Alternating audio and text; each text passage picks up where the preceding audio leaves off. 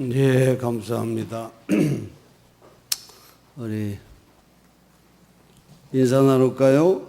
사랑합니다. 옆 사람과 I love you more than yesterday. 네, 어제보다 여러분 더욱 사랑합니다. 오늘 예배 오신 성도님들 주의 이름으로 환영하며 축복합니다. 오늘 아침에 우리는 믿음으로 산다는 것이 무엇인지 다시 한번 묵상하며 여러분과 함께 은혜를 나눠보려고 합니다. 우리 그리스도인에게 믿음으로 하지 않는 것, 그것은 아무런 의미가 없습니다. 우리가 그리스도 안에 있다고 하는 것은 모든 일에 믿음으로 산다고 하는 것을 말하는 것입니다. 로마서 1장 17절에 오직 의인은 믿음으로 말미암아 살리라, 그렇게 오늘 본문이 말씀하고 있습니다. 성경은 우리에게 말해요. 우리가 모두 죄를 범하였으되 하나님의 영광에 이르지 못하였으나 그리스도 예수 안에 있는 구속으로 말미암아 하나님의 은혜로 값없이 의롭다 하심을 얻은 자들이 되었다. 여러분 가운데 나는 죄인이 아니라고 생각하는 사람이 있다면 그는 아직 죄사함을 받지 못한 것이요, 믿음의 사람이라고 말할 수가 없어요. 그러므로 우리가 믿음으로 말미암아 의롭다함을 얻었은즉 우리 주 예수 그리스도로 말미암아 하나님으로 더불어 화평을 누리자, 그렇게 말합니다. 믿음에 속한 자들이 믿음의 비밀을 깨달은 사람이고 이 믿음을 실천하는 사람인 것을 우리가 알 수 있어요. 이런 사람을 성경은 의인이라 그렇게 우리를 칭해 주는 것입니다. 우리가 완벽해서 의인이 된 것이 아니죠. 하나님이 우리를 의롭게 여겨주셨다는 것입니다. 그런데 여러분, 믿음은 말씀에서 말하는 것을, 그리고 그 말씀이 이루어지도록 하나님의 말씀을 완전히 의존하는 데 있어요.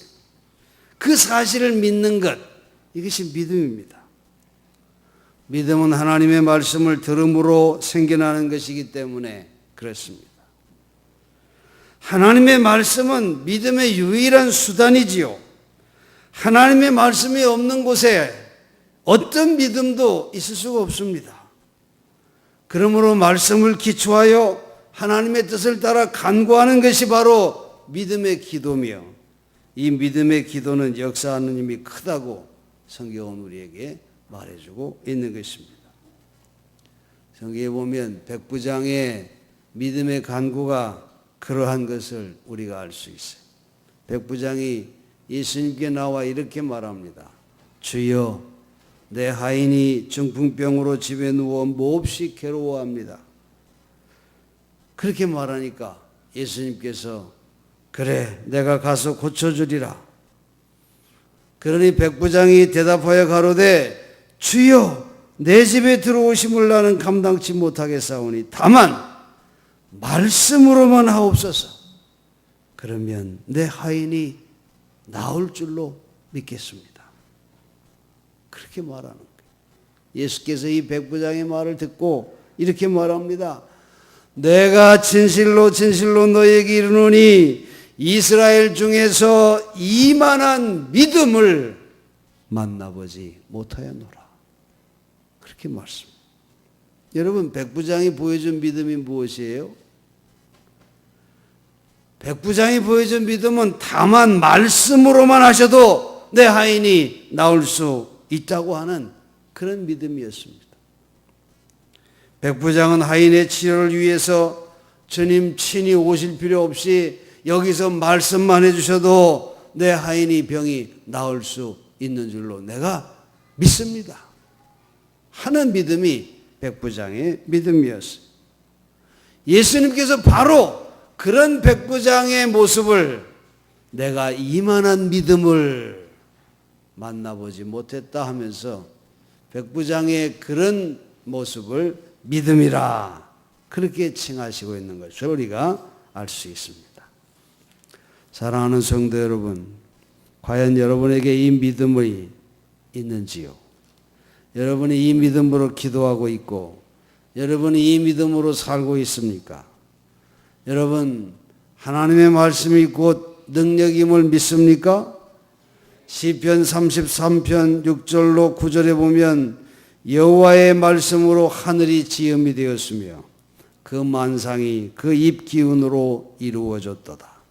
저가 말씀하심에 이루었으며 그렇게 말하고 있어요. 그렇습니다. 하나님은 어제나 오늘이나 영원히 동일하신 분이에요. 언제나 하나님은 창조주이시며 언제나 말씀으로만 모든 일을 하시는 분입니다. 그리고 언제나 그 말씀으로 모든 일을 하실 수 있는 분, 그분이 하나님입니다. 왜 그렇습니까? 이것이 바로 하나님 말씀의 특성이며 하나님의 말씀은 그 말씀하신 일을 스스로 이루시는 그런 능력을 지니고 계시기 때문에 그렇습니다. 그런데 여러분, 오늘 많은 성도들이 이렇게 하나님의 말씀에 대해서 잘못 착각하고 있는 모습을 우리가 봅니다. 하나님의 말씀의 중요성을 이렇게 강조하다 보니까 성도들이 잘못 오해하는 것 가운데 하나는 예배에서 마치 설교 말씀이 제일 중요하다고 생각하는 그런 잘못에 빠지게 된다는 것입니다. 그래서 대부분의 성도들이 설교를 통해서 오늘 예배가 은혜로웠고 오늘 예배는 은혜롭지 못했다고 이렇게 평가하는 모습을 우리가 볼 수 있어요. 물론 강단에서 선포되는 설교는 하나님의 말씀을 대언하는 행위이지요. 그러나 여러분, 설교는 예배 전체가 아니고 예배의 한 부분임을 우리가 잊어서는 안 됩니다. 그런데 오늘날 설교가 예배의 중심이 되어서 참된 하나님의 말씀의 역사가 왜곡되어 가고 있다는 것입니다. 대부분 성도들이 뭐라 그래요? 은혜롭게 설교하는 그런 교회를 좀 소개받고 싶어 합니다. 그러면서 그 교회 가서 설교 말씀 듣다가 예수의 영이 여기 흐르고 계시구나, 그런 느낌을 주는 예배가 있는 그런 교회 가고 싶다고들 그렇게 얘기합니다. 그런데 여러분, 설교를 듣고 은혜를 받았다고 말하는 사람이 있는가 하면 같은 설교를 듣고도 그렇지 않은 사람이 있다고 하는 것을 여러분 기억해야 합니다. 이런 현상은 예수님 때에도 마찬가지였다는 것입니다. 예수님의 말씀을 듣고 믿음으로 은혜 충만하여 헌신적으로 예수님을 따랐던 이들이 있는가 하면 예수님의 말씀을 듣고도 근심하며 돌아간 이도 있다고 하는 것입니다. 예수님의 말씀과 기적의 능력을 보고 저분이 하나님의 아들이다 이렇게 고백한 이들이 있었지만은 도리어 예수를 죽일 생각을 가진 사람들도 있었다고 하는 것을 우리는 성경에서 봅니다. 물론 성령 충만한 설교, 은혜로운 설교 참 중요합니다. 그러나 여러분, 그보다도 중요한 것은 듣는 사람의 마음가짐과 태도인 것을 우리는 기억해야 합니다. 성령의 도우심이 없이 설교를 듣고 은혜 받아서 하나님 앞에 엎드릴 수 있는 사람은 아무도 없기 때문에 그런 것입니다. 가장 어리석은 설교자는 언변으로, 기교로 사람을 웃기고 울리고 감동시키려고 시도하는 사람, 이것이 가장 어리석은 설교자인 것입니다. 그러므로 여러분, 예배 드리는 것 이꼴 설교 듣는 것, 이런 생각 얼마나 잘못된 것인가 하는 것을 우리는 꼭 기억해야 합니다. 예배는 하나님 앞에 희생을 드리고 하나님께 찬송을 올리며 하나님께 회개의 기도와 결단의 기도를 드리고 하나님 앞에 나의 가장 정성스러운 나의 삶을 예물로 표현하여 드리는 이것이 예배에 얼마나 중요한 요소인지 모릅니다. 그리고 하나님으로부터 주시는 메시지는 우리의 드림과 찬양과 회개와 결단에 대한 그런 반응과 축복과 은혜로서 하나님이 주시는 메시지인 것을 우리가 기억해야 합니다. 그러므로 은혜로운 설교를 들을 목적으로 예배를 찾아다닌다면 그런 이는 계속 방황하며 다닐 수밖에 없을 것입니다. 그리고 여러분, 무엇보다 하나님은 그런 예배를 절대로 받지 않으신다고 하는 것을 우리가 기억해야 합니다. 하나님의 말씀은 하나님은 영이시니 예배하는 자가 신령과 진정으로 예배할지니라, 그렇게 말씀하셨어요. 여러분, 강단에서 선포되는 것만 하나님의 말씀이고 성경에서 우리에게 주시는 말씀, 그것이 하나님의 말씀이 아닌 것처럼 생각한다면 얼마나 큰 잘못된 믿음입니까? 신령과 진정으로 예배를 드리지 않는다면 믿음의 예배를 드린다고 결코 말할 수 없기 때문에 그렇습니다. 사랑하는 성도 여러분, 우리가 믿음으로 산다는 것을 생각할 때 또 우리가 기억해야 할 것은 한 번 얻은 믿음이 그대로 유지되지 않는다고 하는 사실입니다. 우리는 이 세상에서 온갖 시험과 유혹을 경험하면서 살아가고 있어요. 그래서 성경은 우리가 믿음을 가져야 할 것에 대해서보다는 믿음을 길러야 할 필요성에 대해서 더 많이 말씀하고 있는 것입니다. 아무도 이미 받은 믿음을 기르지 않고서는 그 받은 믿음보다 더 큰 믿음을 가질 수가 없기 때문에 그렇습니다. 여러분, 믿음은 정지된 상태를 말하는 것이 아닙니다. 정지된 믿음은 이미 죽은 믿음인 것입니다. 믿음의 속성은 죽은 것을 말하는 것이 아니라 살아있는 것을 말하는 것이기 때문에 살아있는 믿음은 계속 자라날 수밖에 없는 것입니다.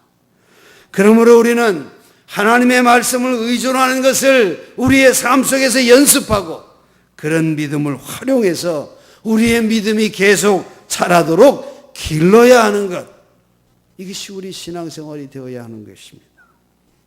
믿음의 조상인 아브라함의 믿음, 그 아브라함의 믿음의 삶은 정말 우리에게 믿음으로 산다고 하는 것이 어떤 것인지를 잘 보여주고 있는 것을 우리가 알 수 있습니다. 아브라함이 하나님의 부르심을 받아서 고향을 떠나 갈 바를 알지 못하고 믿음의 출발을 합니다. 하나님은 아브라함에게 끊임없이 약속합니다. 내 자손이 하늘의 별같이 바다의 모래알같이 많아질 것이다. 그러나 시간이 흘러 아이를 생산할 가능성이 사라지니까 아브라함이 아내 사레의 말에 유혹돼서 하나님의 말씀을 끝까지 붙들지 못하고 사라의 몸종인 하갈로부터 아들 이스마엘을 얻게 됩니다. 여러분, 이것은 하나님이 아브라함에게 주신 말씀의 뜻이 아니었어요. 하나님이 약속하신 자손은 이스마엘이 아니었습니다. 결국 이 아들은 어머니 하갈과 이스마엘 함께 쫓겨나는 그런 아픔이 저에게 찾아옵니다. 말씀을 붙들고 의존하는 삶을 살아야 하는데 순간 인간적인 생각으로 말씀을 떠났을 때 아브라함의 가정에 이런 엄청난 불화가 닥쳐왔던 것입니다. 아브라함은 이 일을 통해서 다시 자기의 믿음을 추스립니다. 그는 오직 하나님의 말씀을 의존하는 것 외에는 다른 길이 없다고 하는 것을 이 사건을 통해 배우게 되는 것입니다. 내 아내 사라가 정녕 내게 아들을 낳으리니 너는 그 이름을 이삭이라 하라. 내가 그와 내 언약을 세우리니 그의 후손에게 영원한 언약이 되리라. 이렇게 아브라함에게 또 약속을 주십니다. 아브라함은 그 약속대로 나이 늙어 단산한 사라의 태를 열어 약속의 자녀인 이삭을 하나님께서 선물로 주심을 체험하게 됩니다. 자신의 모든 행위와 책략과 계획과 노력을 다 버리고 하나님의 말씀을 전적으로 의존한 이 아브라함과 아내 사라에게 놀라운 기적을 하나님이 베풀어 주신 것입니다. 여러분, 말씀의 성취를 맛본 이 아브라함과 사라, 그들이 어떠했을까요? 얼마나 감격하며 얼마나 하나님을 찬양했을까요? 그런데 여러분, 그게 또 끝이 아니었죠. 하나님의 시험이 이들에게 닥쳐옵니다. 생명 같은 독자 이삭을 제물로 바치라는 그런 하나님의 명령이었습니다.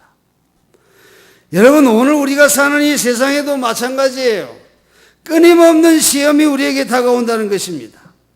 우리는 이 시험을 통과할 때 우리의 믿음이 점점점 자라게 되는 것입니다. 아브라함은 고통 중에 하나님의 말씀을 선택합니다. 그리고 이삭을 제물로 바치는 결단에 순종을 하는 것을 우리가 봅니다. 아브라함이 이렇게 결단합니다. 하나님께서 이삭을 번제로 바치라고 말씀하셨으므로 하나님의 말씀대로 하리라.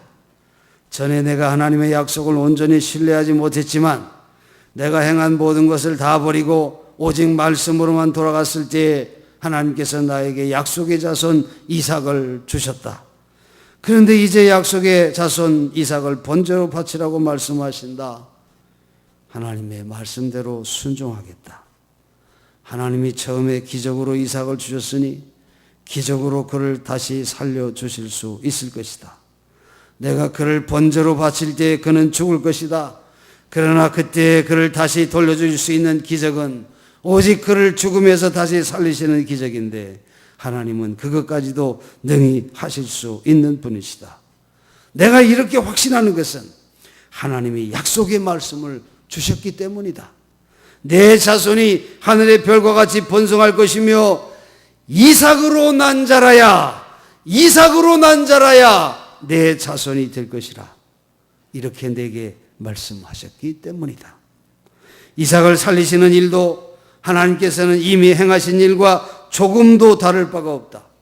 나의 몸과 사라의 몸이 죽은 사람이나 마찬가지였지만은 하나님은 우리에게 이삭을 낳을 수 있게 선물로 주셨지 않는가? 하나님은 이삭을 다시 살릴 수 있으심으로 이삭을 다시 살리실 것으로 믿고 여호와를 찬양하겠다. 아브라함은 이렇게 결단을 한 것입니다. 그렇습니다, 여러분. 말씀에 의지해서 결단하는 곳에 하나님의 놀라운 기적이 나타나는 것입니다. 영화 미라클 프롬 헤븐이라고 하는 영화는 10m 아래로 떨어졌는데도 다치지 않고 불치병에서 치료함을 받은 에나벨 빔이라고 하는 소녀의 이야기를 담은 그런 영화입니다. 이 텍사스에서 살던 이 에나벨 빔이 당시 8살 때 일어났던 일은 그 일을 영화로 만든 것인데요. 이 에나벨은 수의사인 아버지 케빈과 어머니 크리스티 빔의 3녀 중 둘째 딸로 태어났어요.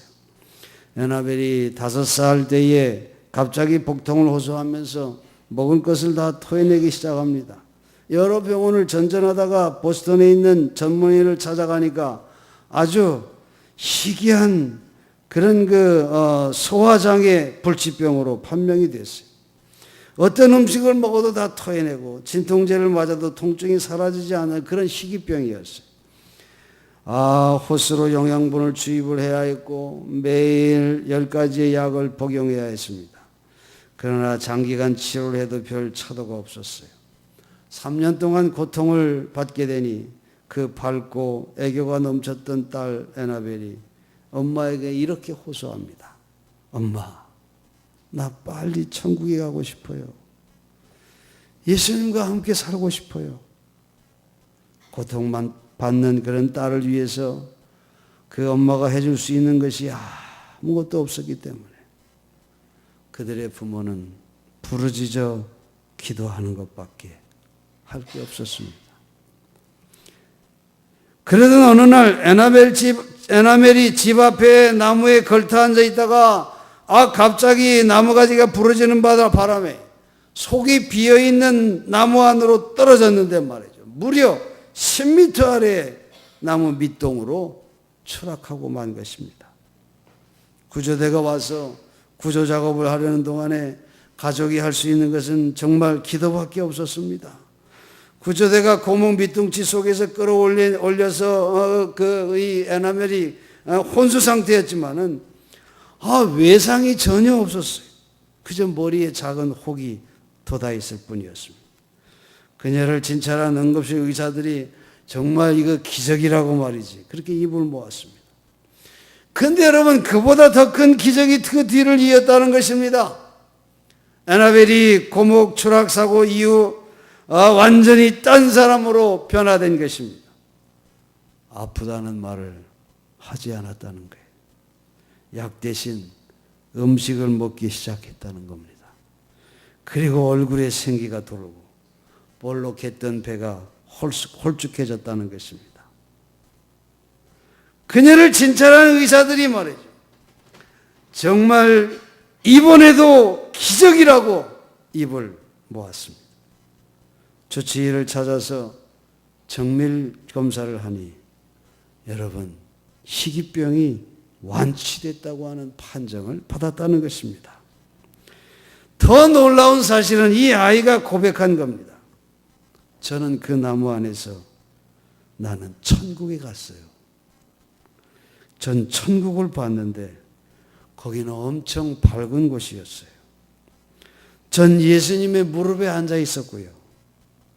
그분이 넌 나을 것이다, 그렇게 말해줬어요. 여러분, 놀랍지 않습니까? 에나벨은 지금 12살 된 아주 밝고 건강하게 잘 지내고 가족과 함께 행복한 시간을 보내고 있습니다.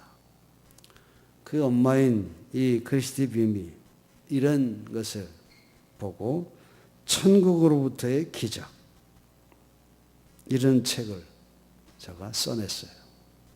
그래서 지난해 이게 베스트셀러가 됐고 영화로도 만들어진 것입니다. 사랑하는 여러분, 하나님 말씀 안에 오늘도 기적을 일으킵니다. 말씀이 육신이 되어 우리 가운데 오신 오직 예수만이 모든 문제의 해결자이심을 기억하시기 바랍니다. 예수님만이 참된 치료자인 것입니다, 여러분. 예수님만이 우리에게 구원을 주시는 유일한 구세주이심을 우리가 기억해야 합니다. 끝으로 여러분, 우리가 하나 더 기억해야 할 것은 믿음으로 산다고 하는 것, 이것은 성령을 쫓아 행하는 데 있음을 우리가 기억해야 합니다. 갈라디아서 5장 16절에 너희는 성령을 쫓아 행하라, 그리하면 육체의 욕심을 이루지 아니하리라, 그렇게 말씀하고 있어요. 이 말씀은 참으로 복된 말씀이 아닐 수 없습니다. 육신의 욕심을 따라 사는 일은 모든 인간에게 너무나 보편화되어 있어요. 심지어 우리 예수를 믿는 그리스도인들의 삶 속에도 보편화되어 있는 것을 우리가 고백하지 않을 수 없습니다. 우리도 원하는 선을 행하기를 갈망하지만은 미워하는 죄악을 행할 때가 많다고 하는 것을 고백하지 않을 수 없습니다. 선을 행할 마음을 가지고는 있지만은 선을 행할 능력이 없다고 하는 것이지요. 바울의 고백처럼 속사람으로는 하나님의 법을 즐거워하지만은 내 지체 속에 다른 법이 있어서 그 죄의 법 아래로 사로잡혀 오는 것을 보고 오라, 나는 곤고한 사람이로다. 이 사망의 몸에서 누가 나를 건져내랴, 이렇게 탄식을 한 것을 우리가 압니다. 그러나 여러분, 그리스도 예수 안에 있는 생명의 법이 우리를 죄와 사망의 법에서 해방시킬 수 있음을 믿으시기 바랍니다. 여러분, 성령을 쫓아 행한다는 것이 무엇이에요? 그것은 말씀의 능력을 믿고 그것을 의지하여 하나님의 뜻대로 따르는 것을 말하는 것입니다. 매 순간 말씀의 능력 속에서 육체의 욕심을 이루지 않으며 사는 것을 의미하는 것입니다. 육체의 욕심이 무엇들입니까? 음행과 추행, 방탕함, 유상숭배, 원수 맺는 것, 시기, 질투, 이기심, 분열, 분노, 술주정, 무절제함, 그리고 방탕하며 먹고 마시는 것, 이런 것들이 다 육체의 욕심 아닙니까? 우리가 성령 안에서 행할 때 이런 일에 빠지지 않고 승리할 수 있도록 성령의 능력이 우리의 삶을 붙잡아 주신다는 것입니다. 그때 하나님의 말씀의 승리를 경험하는 삶을 살게 됩니다. 말씀의 능력, 창조의 능력이 하나님 안에서 가능함을 경험하게 되는 것입니다.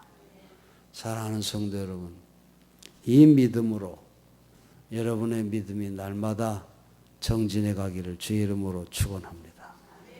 여러분 더 성장하는 믿음, 정말 여러분 살아있는 믿음을 꼭 소유하셔서 살아있는 것은 정지하지 않는다는 것, 살아있는 것은 계속 전진한다고 하는 것, 움직인다고 하는 것, 여러분의 믿음이 날마다 살아 움직여서 살아계신 하나님의 놀라운 역사를 경험하는 그런 축복의 삶을 살아가시기를 주의 이름으로 간절히 축원합니다.